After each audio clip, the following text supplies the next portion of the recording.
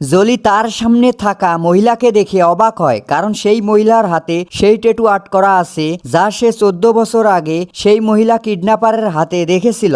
সেই মহিলাকে সন্দেহ করে জলি তার পিছু করে আর মহিলার পেছনে পেছনে তার বাড়িতে যায়। সেখানে যেতেই জলি মহিলার বাড়িতে সেই বাচ্চার বয়সী একটি ছেলেকে দেখতে পায়। সবকিছু সঠিকভাবে জানার জন্য তারা যখন বাইরে চলে যায়, জলি তখন তাদের বাড়ির ভিতরে প্রবেশ করে আর কিছু প্রমাণ খোঁজে। তখনই সে ছেলেটির ছবি পায় আর সেই সময় তারা আবার বাড়িতে ফিরে আসে। জলি লুকিয়ে তাদের কথা শুনতেছিল। কথা শুনে জলি বুঝতে পারে ছেলেটি মহিলাকে মা বলে ডাকে। এরপর জলি সেই ছবি সেই ধনী লোকের কাছে এনে দেখায়। আসলে 14 বছর আগে জলি যখন পড়াশোনা করার জন্য এই শহরে আসে, তখন সে পড়াশোনার পাশাপাশি এক ধনী লোকের বাচ্চাকে দেখাশোনা করত, যার কারণে তার কিছু খরচ বেঁচে যেত।